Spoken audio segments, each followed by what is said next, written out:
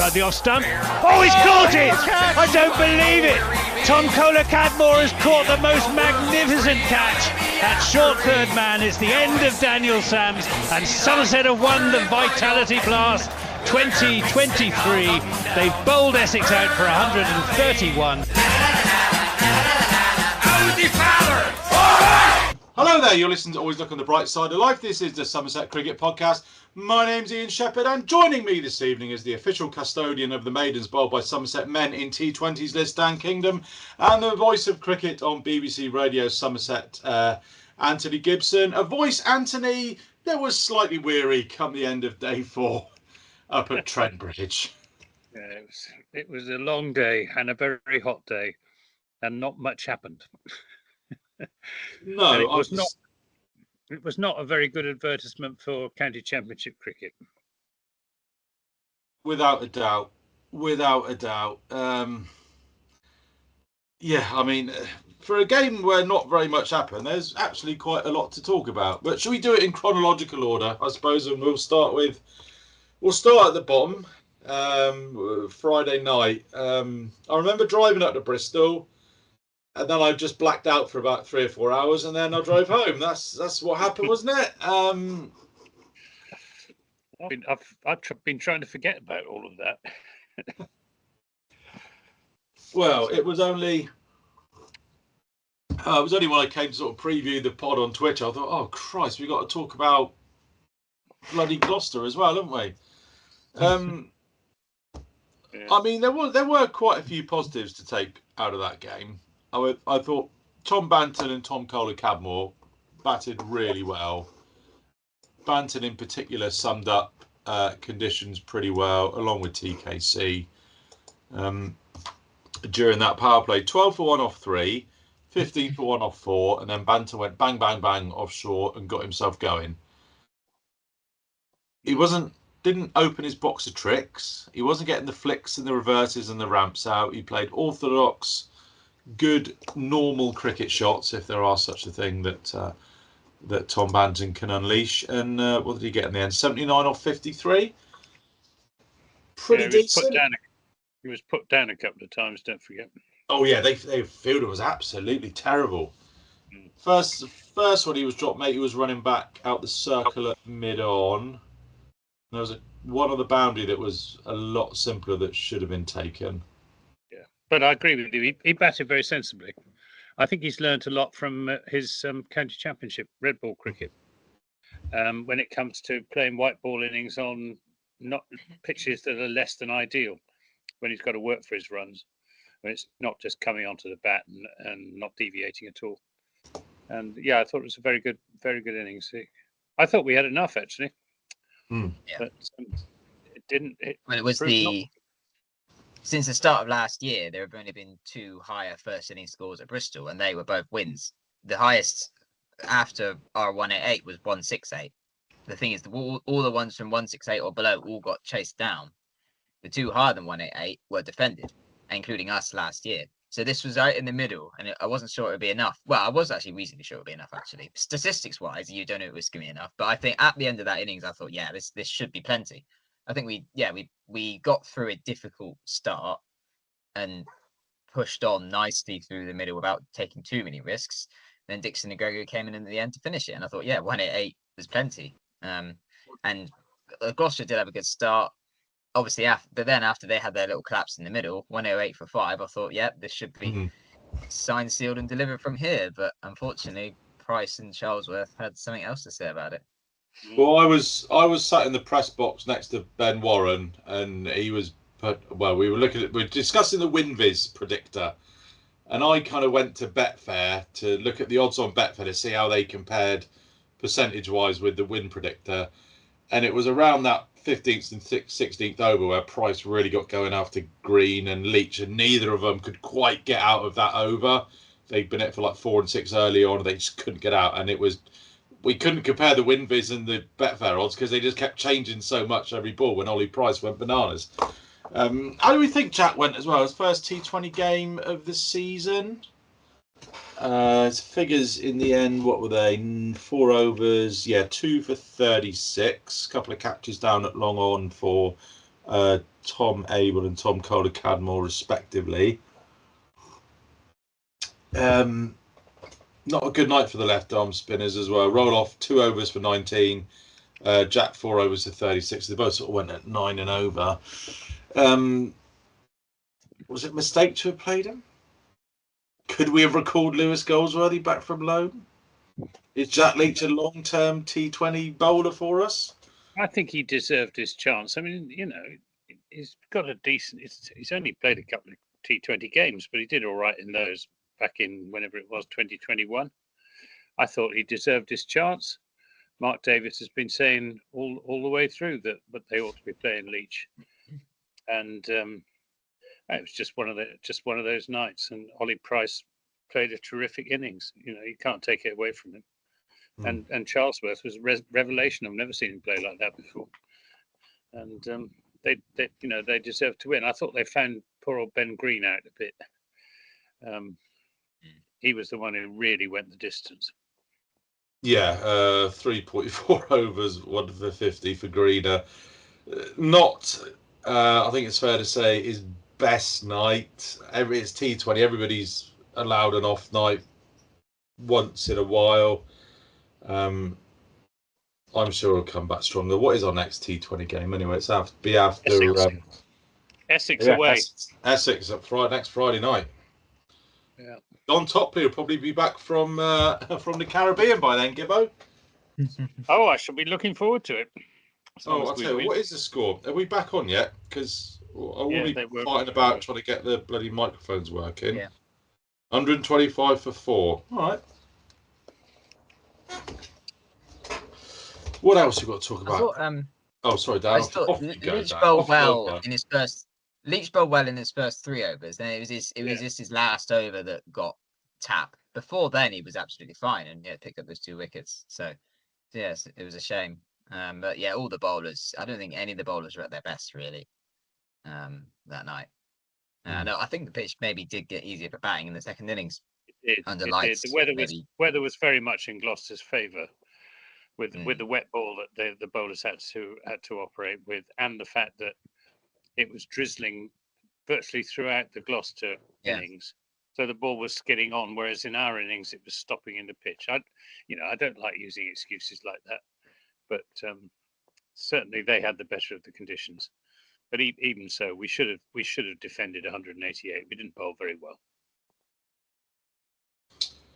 Yeah, 2 lads who didn't get the opportunity to bowl very well. Of course, Craig Overton and Jake Ball, who were both rested for Trent Bridge on Sunday. Could we have squeezed one of those in, both of them in? Or was it the right decision for rest them both? I had no issue with it. No, me neither. I mean, I thought it was really good to see Somerset prioritising the county championship over the Blast. Saying we need to have our strongest side fit to play Nottinghamshire at Trent Bridge. Shall we talk about Nottinghamshire at Trent Bridge then?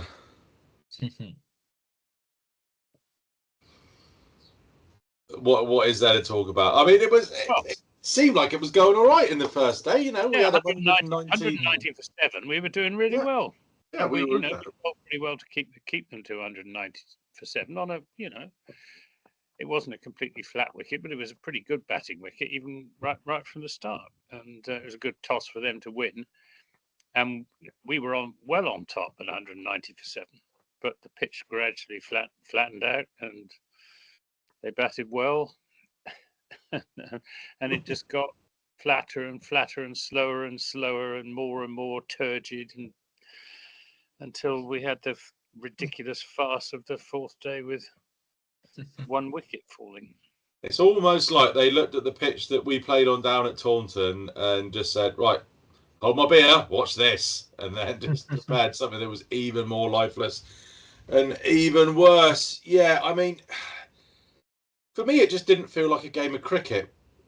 It just felt like, they'll bat and then we'll bat and it will just drag on and on and on. There was never kind of any edge to the game. Do you know what I mean? There was never kind of any ebb and flow or, duck and run or up and down or parry and whatever. There was never a blow or a punch and a counter punch. It was just, oh, we'll bat and then we'll bat. Oh, we're all out. Oh, you have a bat now. Okay, you just keep batting, keep batting, and then we'll bat again. And oh, it's a draw. Just day one, wasn't it? Was the most interesting day. You know that we started alright. I think to get them 7-1-3. Clark and Haynes had a good partnership. Then they collapsed a bit. I think Kasey Aldridge did bowl really well. I was glad to see all my Kasey Aldridge propaganda has paid off, and he. I thought he bowled impressively on day one. Obviously, ended up getting a 5 for. Well, he bowled one really good spell in the afternoon. He wasn't very good first up, and he wasn't very good at the end either. But one spell out of 3 was absolutely top notch. When he came back, just as he had done at Canterbury, came on in the middle of the afternoon with nothing much happening, and picked up a couple of wickets and really put Somerset right back in the game. But then towards the end, and in his first spell, he bowled too many 4 balls, and I don't know, just trying too hard. I spoke to Steve Kirby at the end. I was going to interview Kasey Aldridge, but he was on the treatment table, so Steve came out instead. And Steve said he had been most impressed by Miguel Pretorius and the way he bowled, accepted that Aldridge's afternoon spell was a good one, but says he's still got a lot to learn to bowl that sort of quality consistently, which is what we need from him. I think I agree with the point. And do you know what? The best way for him to learn how to bowl consistency, not just in one spell, but in all 3 spells, is to not play in the next game. Oh, wait, no, that would be a completely bloody stupid thing to do. He's got to play now against Warwickshire, isn't he? Well, he's just got to continue to be this hit and miss promising young bowler. Yeah.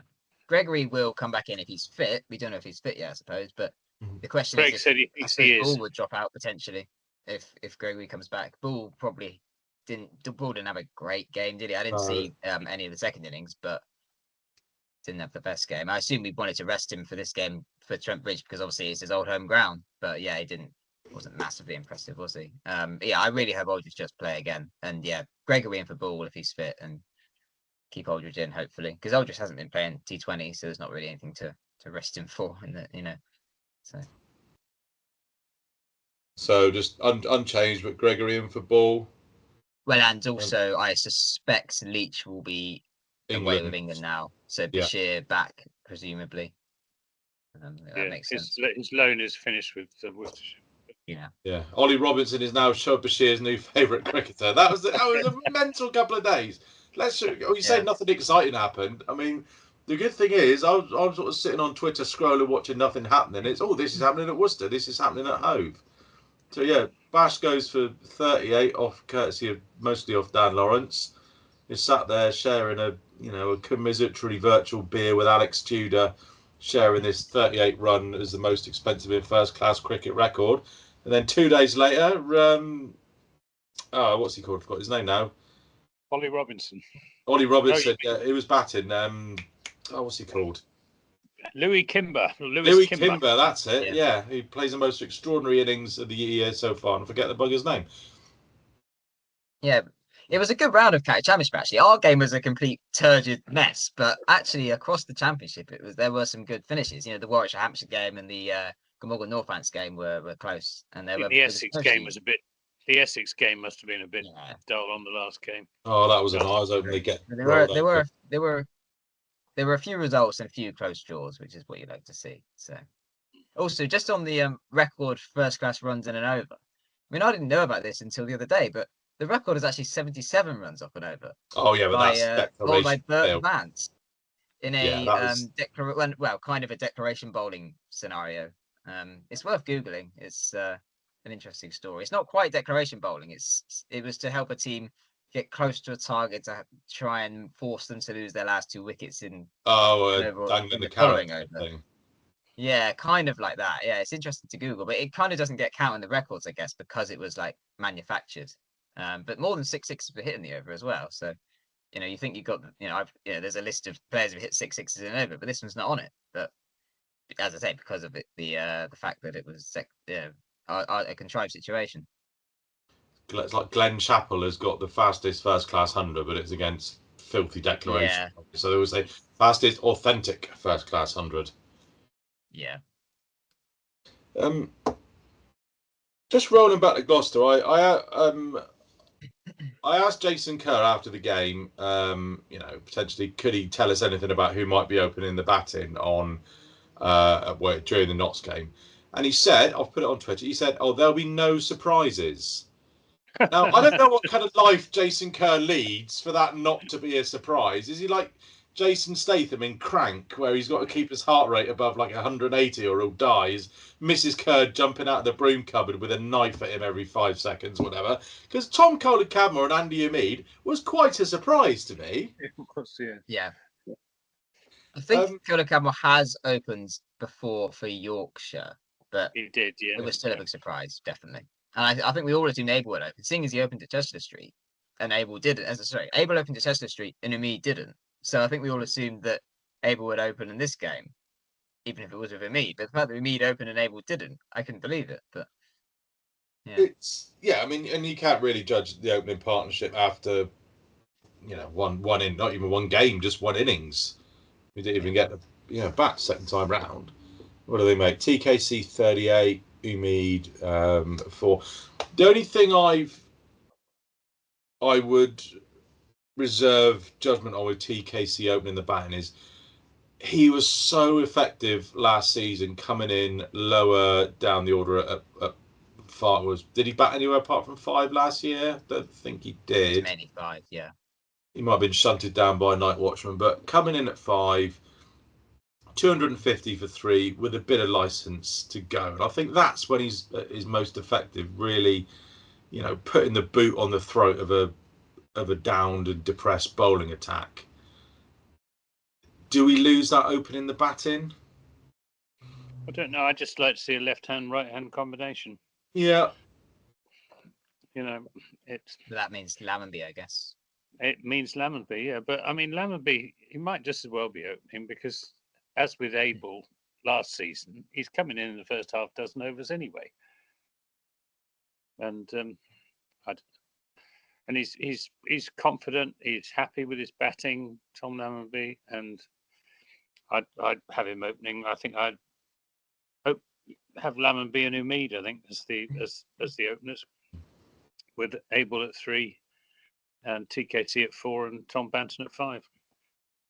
I might even switch Banton and TKC around, have Banton at 4, because the way he seems to be a lot more comfortable in his own skin now, and I think he'd be more, the tempo band at 4 would suit him now. I think that'd be fine for him, and then sort of keep TKC as low as you can to come in and give it a wallop. I mean, he's a better player than giving it a wallop, but I mean, Christ, that innings he played against Kent towards the end of last season, what was it?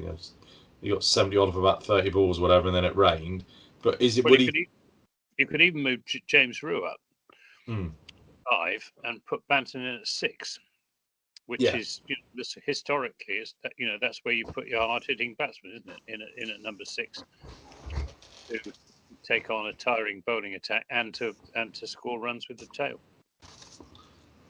I think it's going to be difficult now because they've got to give this lineup at least 3 or 4 games. You would have think to bed in. So I can't see it changing for Sunday. But then no surprises car, he'll have bloody Jamie Thorpe opening the batting. I mean that was caught you out, didn't it, Gibbo? Thinking it was Ben Green. Yeah, I thought Ben, he was wearing Josh Davies' shirt and Ben Green's hat. Well, I was sort of looking at because there's obviously nothing. There was nothing on the game, but you know how it is when something's so dull that it's almost that you got this perverse pleasure in trying to watch as much of it as possible. And I sort of looked, I sort of glanced across because I'm working on one laptop and had the stream on the other, which was pretty poor. Notts must do better with their stream. That was pretty poor stuff. The way it just kept jumping around. I thought, that's Jamie Thorpe. And I kind of rewound it. I was like, oh, it is. And I quickly tweeted them all. Tweeted you. Gibbo, something exciting's happening. Jamie Thorpe's on as a sub. Not Tractor, as the Twitter public wanted via my poll, but a couple more overs and it probably would have got to that stage, I fancy. I mean, we said Jack Leach didn't take a wicket. It really felt to me like he was desperate to get that wicket towards the end of day 4 because he just kept bowling and bowling and bowling. Yeah. We've just had the player of the match announced. Hey, it's Miggy P. Somerset had just tweeted that out. Good. Happy days. And I think he should be playing in the Blast. Well, that was a beautifully timed segue because I think he is due to leave at the end of this. Is it the end of the Blast he's due to leave? So presumably that's the group stage of the Blast? I don't know if they say, because they said they're extending Pretorius' contract, obviously for these 2 championship games, and he might be available for the Blast, but whether that included the bit of the Blast after these championship games, I'm not sure. I asked him what his future at Somerset held, and he said, I don't know. It depends on the coaching staff. He hasn't been told what his future is. Until July, apparently. 4th July. 4th of July. Yeah, that's day 4 of the. Yeah, that's next week. After the championship game. Yeah. So he's got the championship game. Is he got a UK passport? Is he hanging on to vote in the election? Is that what it is? He said he wanted to stay. I don't think we'd be glad to have him. And I want him to stay as well. He's a wonderfully clean hitter of a cricket ball. Miguel Pretorius has got 1-day cup juice written all over him. He's the kind of you just love to see him. He's like, who do we have? He was like Irish. Curtis Camphor. He's like him, but better. Juiced, yeah. Juiced Curtis Camphor. And he's unlikely to be signed in the 100.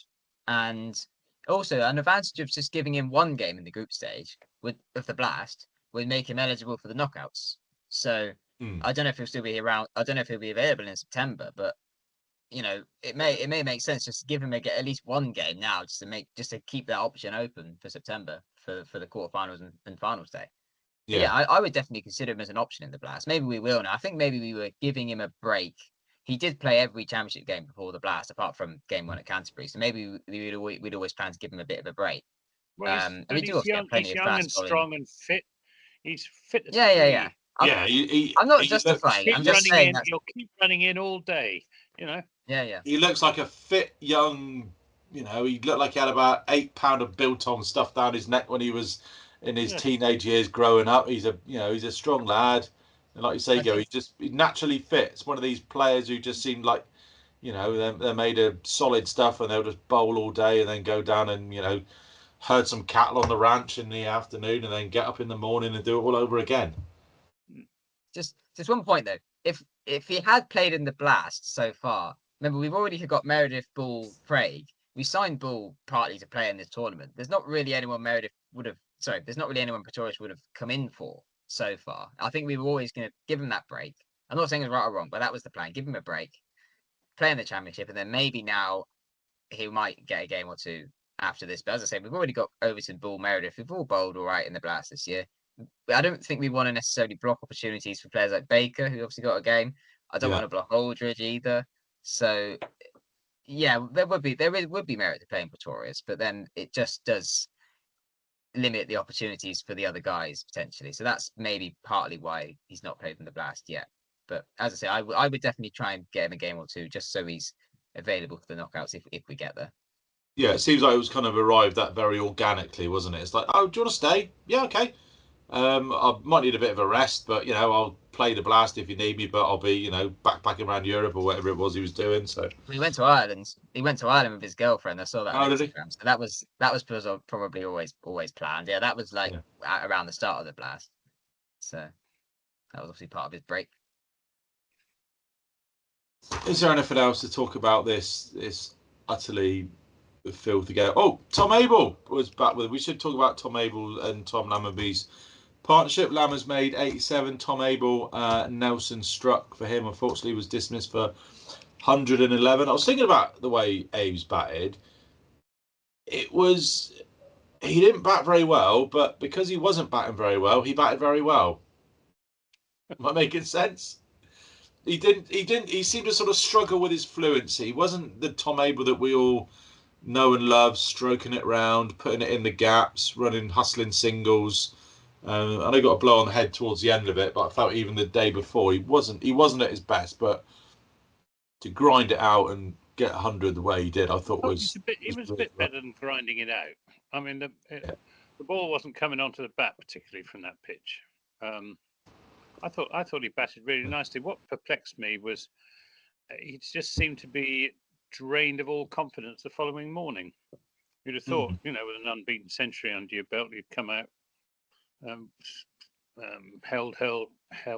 head held high, looking to really dominate the bowlers, and it was complete opposite. And yes, he was hit on the head, and whether that disconcerted him or not, I don't know. But it came out and fielded when Nottinghamshire went in again and didn't seem to be suffering from any ill effects. So yeah, they do take it very seriously these days. So no issue. Various people are pointing out on Twitter that every time he's gone in overnight with an unbeaten century, he hasn't scored very many runs on the following morning, and that's borne out by the stats. I think the most is about 29 he added in one. Well, it's probably not just Tom Abel, because I think the rest of them are guilty of it as well. Yeah. What was the last really big 100? James Rew 200 odd against Hampshire. Abe's got 150 at Surrey a couple of years ago. And there've been hundreds, but what's the Abel's career high score is still that Surrey at the Oval 151, isn't it? I think. Yeah. It's surprising actually. Abel was such a good player, but his career high score is still only 151. Yeah. I'd expect a player of his class to have scored a bigger 100 than that, maybe even a double 100. But yeah, it has been a thing in recent years for some of us that we've not really scored many daddy hundreds, as Graham Gooch calls them.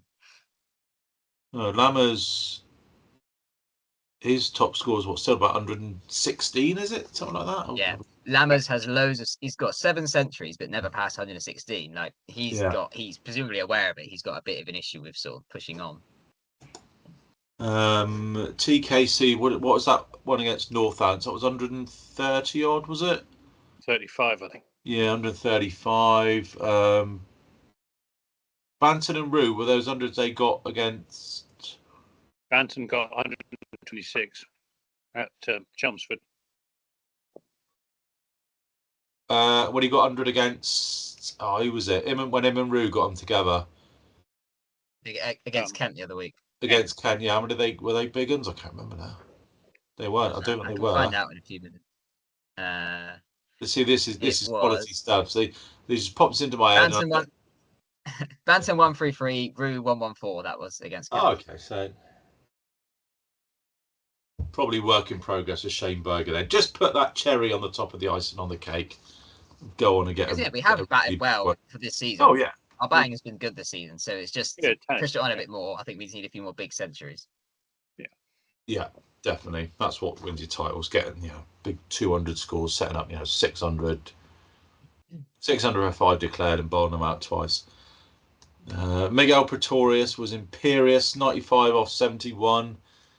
Like I say, he's got to be. I just want him in the One Day Cup. I think he's just an absolutely encyclopedia, perfect Metro Bank. Always look at the bright side. Life for all London One Day Cup player. There he is, old Miggy P, sat down there.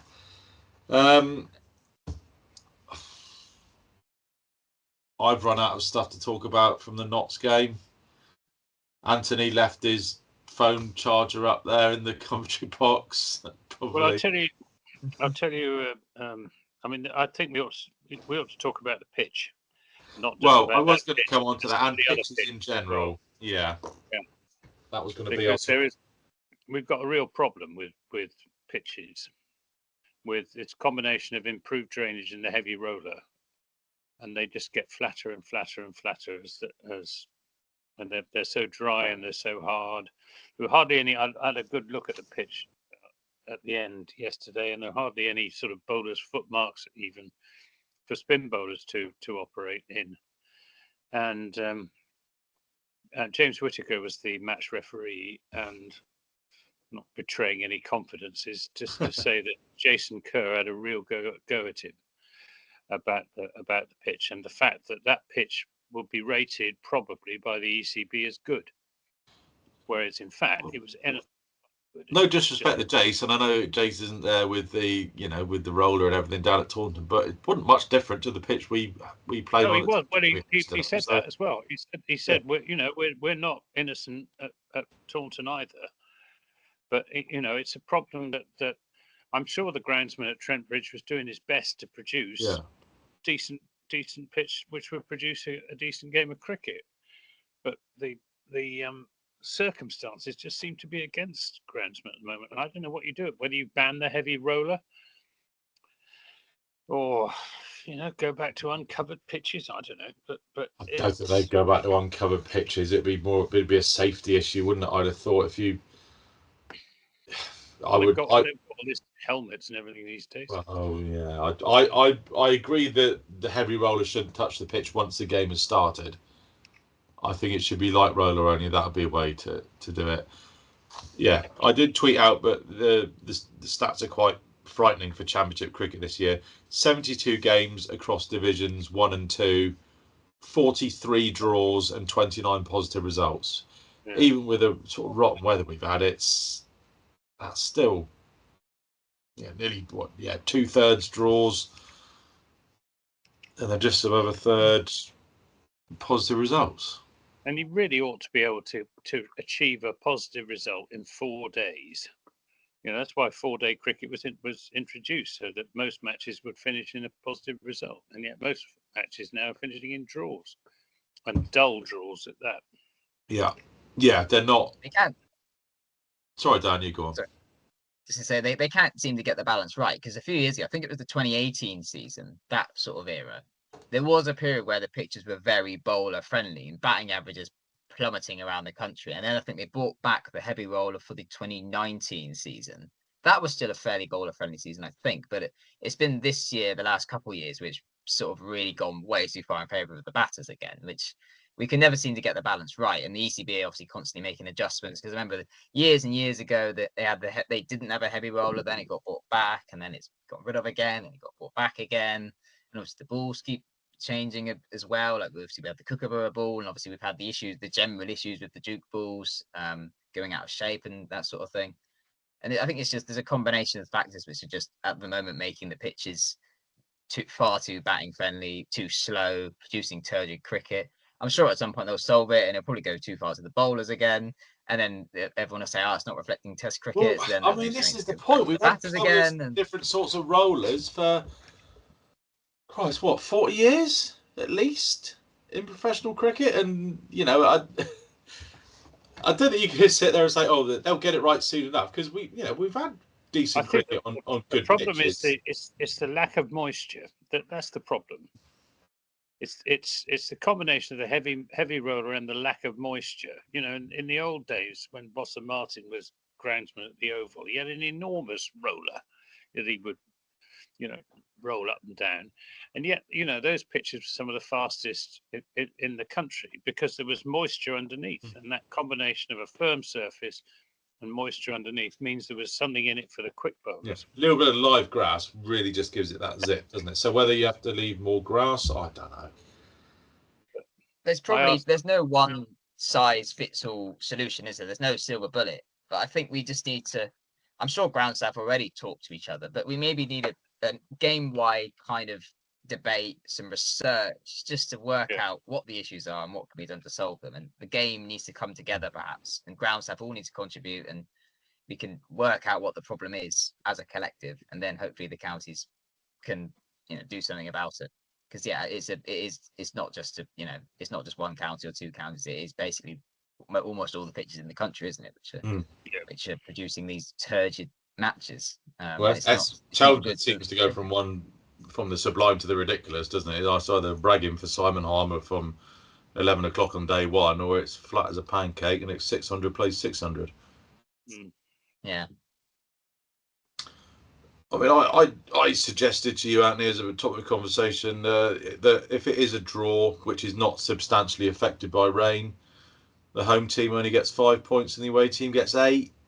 I mean, well, it's a fine suggestion. The question is, how do you define substantially affected by rain? That's the nitty gritty, which we can park for another day. But in principle, In principle, it's not a bad idea, but I honestly don't think that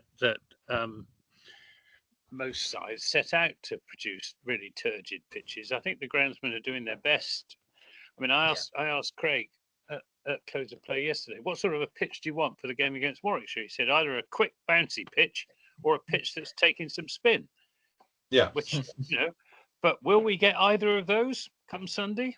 I would be very, very surprised. And it's not through lack of effort, but, the agronomists and other technical people need to agree with Dan that, Sorry, there needs to be what's an agronomist? Is that like someone who works for the who's- Financial Times? No, someone who knows about grasses and drainage and Right, I see. all the rest of it. There needs to be a real get together and to try and work out what is going wrong and what can be done to fix it, because agronomy in golf courses get better and better and better, greens get faster and faster and faster every year, but we can't seem to do the same with cricket pitches. And the best pitch for a game of cricket is a fast pitch, whether you're a batsman or a bowler, a seam bowler, or indeed a spin bowler. You want hard, fast pitches that create that absolutely crucial balance between bat and ball, without which cricket is not a great game. I mean, if three badgers like us were losing interest on that fourth day, but I mean, how does that is not a great advert for county championship cricket. I mean, we've got this this unofficial, what's it called, county championship day coming up on Sunday, which is like a sort of a grassroots campaign to kind of get as many people to the first day of these championship games as possible. We kind of bring a friend, bring a couple of friends, show them what championship cricket's all about. Christ, if you take them today for Trent Bridge, they thought you're a lunatic. They've never gone again. It's like, is this what happens? Is this all it is? Why's the physio on? What's going on? But yeah, that is a great thing. So try and get as many people along to Taunton on Sunday for the Warwickshire game as you can. I've noticed that the club haven't really put anything out about that, which I think is a little bit disappointing. They maybe caught a little bit on the hop there. Speaking of the club, Professor Chris Lintott was supposed to be on tonight, but unfortunately, I don't know whether he was called up like Jeff Goldblum was in Independence Day. There's been an alien invasion he needs to help out with, or something to do with Sky Night. But he has taken a leaf out of your book, Dan, and emailed the club about the old bringing in alcohol to championship matches, decanting and all that nonsense. Lady called Danielle has responded. Dear Chris, thank you for your email. You will be pleased to hear that this rule has now been overturned, and you can bring knotted alcohol allowance in cans to our county championship games. No glass still, though, please. I hope this is of assistance. Kind regards, Danielle. So there we go. That's good. I mean, not that I personally care because I don't bring in alcohol, but I'm glad because we need to be getting rid of petty little rules that just put people off. We need to be making championship cricket, all cricket, but particularly championship cricket, as open and as easy to attend as possible. And I know the club at one point said it was an ECB thing, but I've been to all of our away championship games this year, and there's been no rule of that sort anywhere. And a lot of the other grounds don't even have bag checks either. I'm not saying we should get rid of bag checks as well. Whatever, there might be good reasons to do them, but not all the grounds even have bag checks. So we just need to be as open as possible with the county championship and understand that it's not a T20 crowd. And Jamie Cox did acknowledge this in the AGM. It's not like a T20 crowd. It's mostly older people who are not going to cause any trouble. And Just Stop Oil are not going to be attacking Just Stop Oil are not going to be protesting at a county championship match. So, that's a great way to tempt fate, Dan. Well done. Yeah, they'll be out on the chucking orange paint everywhere on Sunday morning. And just another thing, if you are listening, and you'd like to take 8 cans in instead of 4. Send Dan a message on Twitter, and he'll smuggle them in for you because he doesn't take his own allowance in on a match day. Also said that there may be perambulation allowed on the outfield as well at the AGM. So let's hope that's in place for Sunday, the first day of the Warwickshire game. Briefly touched on the team earlier. I mean, are we just bringing in Gregory for ball? Is that the general consensus? If fit, and Bashir for Leach. Yeah. You could bring in Gregory and Davey for Aldridge and ball, couldn't you? Yes, but I want Kasey to keep bowling. I don't want him to bowl well at Surrey. Then we rested him for Notts. Is he a better bowler? Is he a better bowler than Josh Davey? He's a different bowler to Josh Davey. Talk about, and I think if we're playing Gregory and Craig, we maybe want something different. I think Kasey's got the potential to be a really effective, quick bowler, but I just think he's got to play. He can't just play one game out of 4, kick his heels in the seconds, carry the drinks in the blast. You know, I don't think Jake Ball shouldn't have been signed to be a first choice bowler when we've got everyone fit. I think, he had a decent season last year as well. With a bat, getting better with the ball. I just think if he's going up, you can't just keep pulling him out at the wrong times. Kicking his heels in the seconds or not bowling, and then putting him back in where he's lost a bit of rhythm, maybe not quite, don't want to say remembered what he's done last week, but it certainly won't be as fresh in your mind. And I just think he needs to bowl and bowl and bowl. And so do the likes of Alfie Aldridge. Look at Josh Davies' record over the last 5 or 6 seasons. It's absolutely second to none.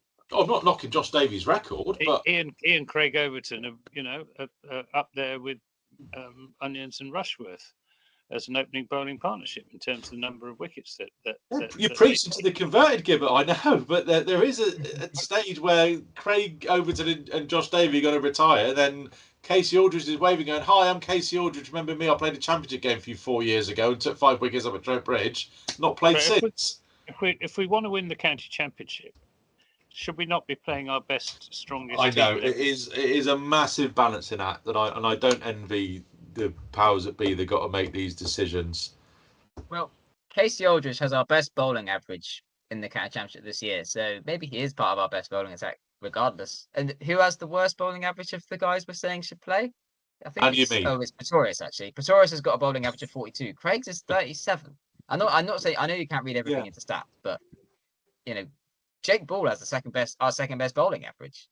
Aldridge is top, Ball second, Gregory's third. I know it sounds daft to say his average was inflated by when he took 5 wickets, but his average was inflated by when he took 5 wickets out of Durham. Other than that, I don't think he's bowled particularly well from what I've seen. Yeah, no, I know. The stats don't tell me. T20 bowler. And of course, as well, the Seconds played Northants this week. They lost today, didn't they? Northants chased down 400 for about 4 or 5 down. George Bartlett, sad to see him languishing in Northants' second team. He got 160 odd in the first dig. But Alfie Ogborn, who I'm a big champion of, got 5 wickets. I think he's another one who's needs to play some championship cricket. Gives you that extra option of left armour. Has put on a yard or 2 of pace over the winter as well. Didn't let us down when he played against Hampshire last year. And again, I think the One Day Cup. Yeah, he has got the One Day Cup's coming at a good time for them. I mean, we've got one more championship game, and then it's Blast, then it's One Day Cup. So Ogborn won't be playing against Warwickshire, but if he can, he missed all of the One Day Cup last year of injury. But this year's One Day Cup. If he can stay injury free, I think he could be a big part of that and play most of the games, and maybe make a case to play in the championship late in the season. And the same goes for Aldridge as well in terms of One Day Cup. In the One Day Cup, he's going to be one of the senior bowlers, if not the senior bowler. So, and again, he missed all of last year's One Day Cup, which would have been a great opportunity for him. But this year, again, it's going to be a big chance for him to really show what he can do, lead the attack, and, hopefully contribute to some better results for us compared to the last couple of years, because obviously we've had so many injuries on top of the 100 call-ups in the last couple of years. But if we can stay injury-free in the One Day Cup this year, then it's a real opportunity for those guys who are playing to really make a case for playing in the other formats. Well, we're now up to the full 11 for 100 call-ups this year, after Ben Green and Sonny Bakers were drafted in the week to, I think Green's back at the Welsh Firemen, and who's Baker gone to? Is it Manchester? Yeah. I'm just pulling up my spreadsheet. Quite a shame, I think, if Baker goes to the 100. It's an utter shame, because he is a mercurial young fast bowling talent on Somerset's books, a Somerset player. Somerset nursed him through all his physio, got him back to where he is, and he's got to play what 3 games for us this year, probably. What he's played. Yeah, just but one. I think Sonny Baker's quite happy. Well, I don't know. Yeah. I mean, Well, it's not a bad gig. It's not, Detected at the you've got to think of these young players. You can't blame them for wanting to play where the money is. do you mean carry drinks where the money is, or play where the money is? Well, Because there is a difference. there could well be, and if there's an injury, he gets the chance, and he's got the bowl, and he gets the exposure. I do not blame players for wanting to play in the 100 or in No, franchise. but that's my point. Playing in the 100. If he goes and what do they play? 8 games, 7, 8 games. If he plays all 7 and he gets stackfuls of wickets and he bowls really well and gets on a Lions tour or something, like, okay, fair enough. But if he gets splinters up his arse for sitting on the bench for 7 games or 6 games and playing 1, you think, what was the point in that? Well, you ask Sonny Baker which he would rather do. Well, I know it'd be the first one. It would be play and be successful.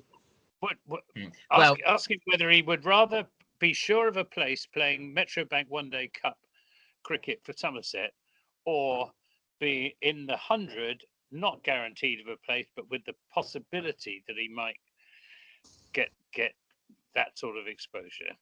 And he would choose the 100 every time. Well, I won't be able to now because he probably won't get Taunton for the rest of the season. So he would choose the 100 because we know he would choose the 100 because he entered the 100 draft. That's how we know that he would have chosen the 100. A few of our guys didn't enter the 100 draft this year, but Baker did enter the 100 draft. So he would rather be pushing for a spot in the Manchester Originals than play for us. Unfortunately, I mean, it's just that it will be a shame if regardless of what he wants.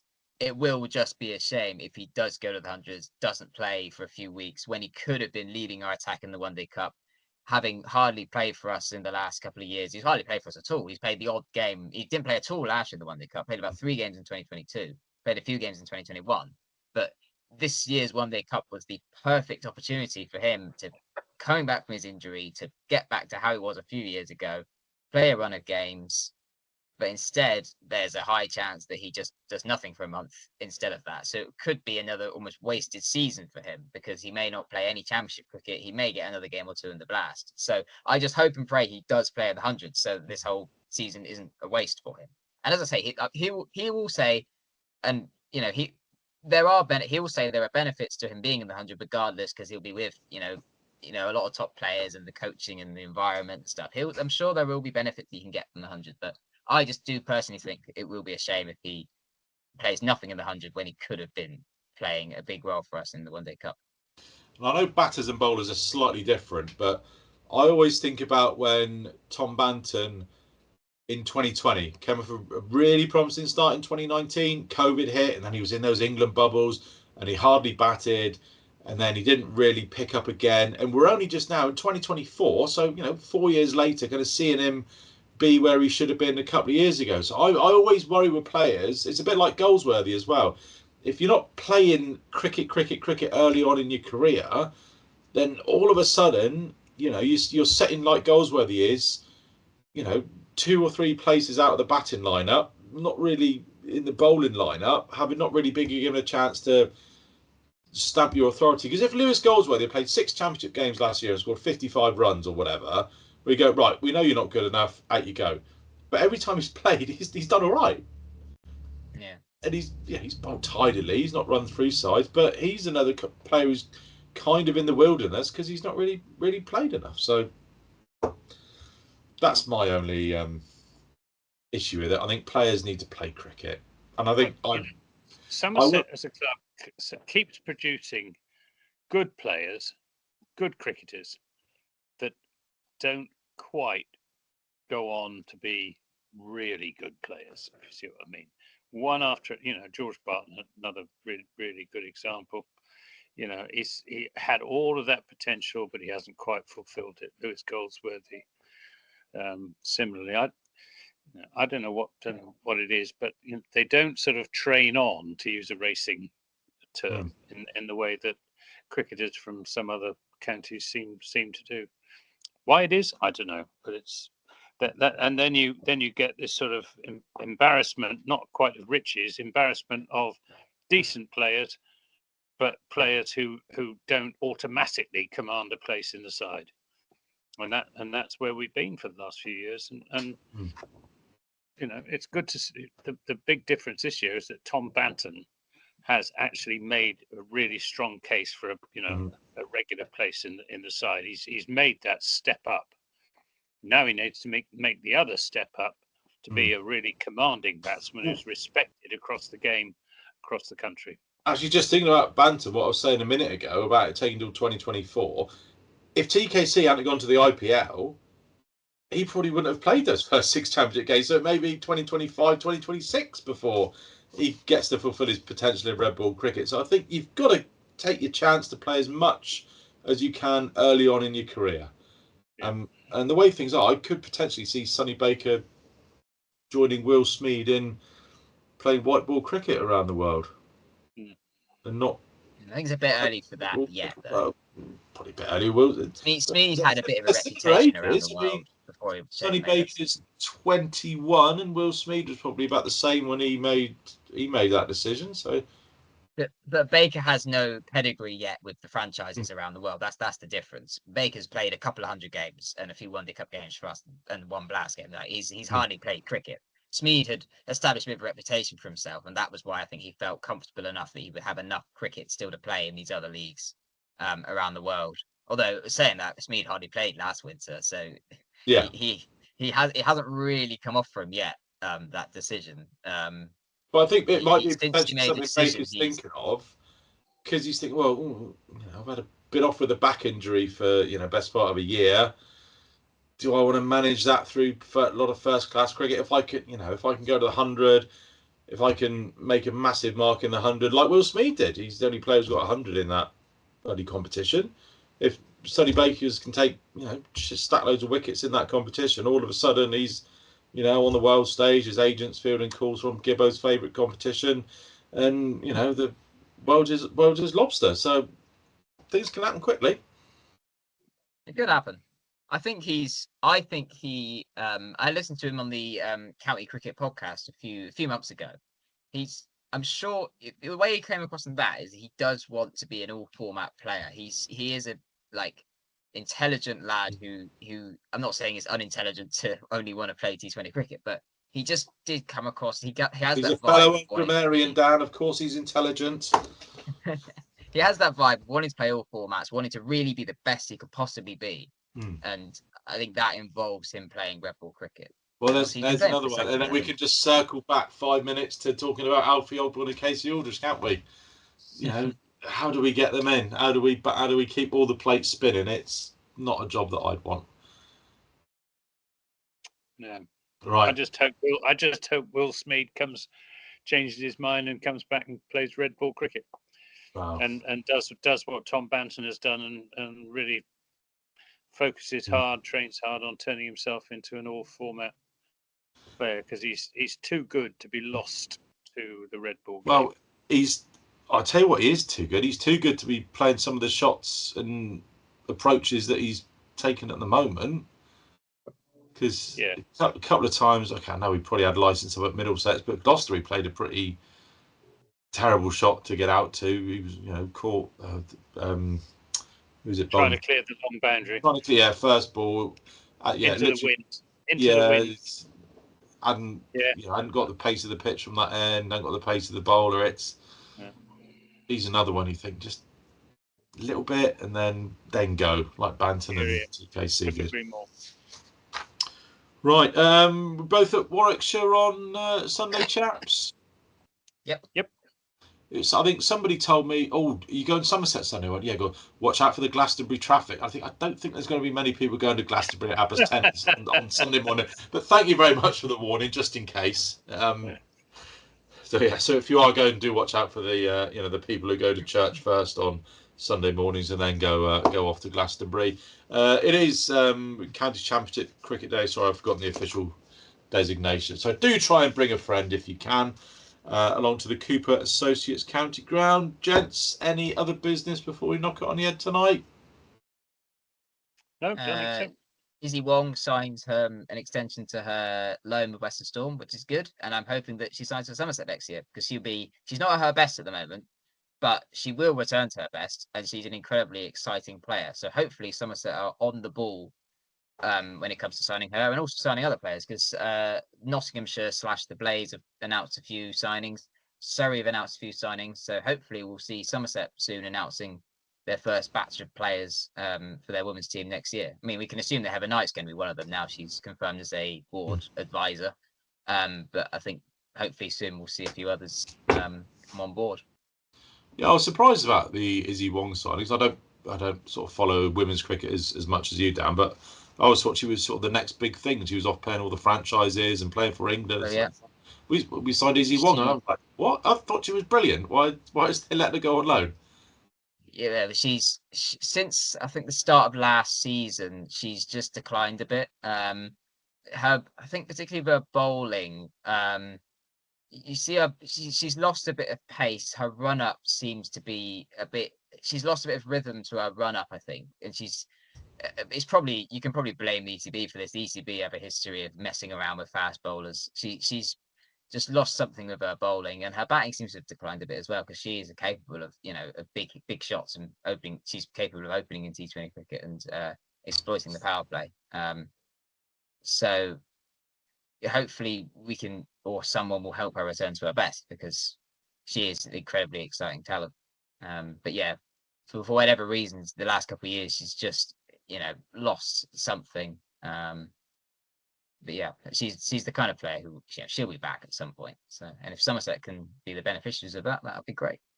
Well, the ECB ruined Jimmy Anderson's action early on in his career, and I think it turned out all right for him. So, sure, Izzy Wong will come out the other side. Gents, it's been a pleasure. We'll catch up, I'm sure, on Sunday. Thanks for listening, and we'll catch up with you next week. Thanks, Ships. Cheers. Cheers. Ciao. Cheers, guys. Bye. Bye.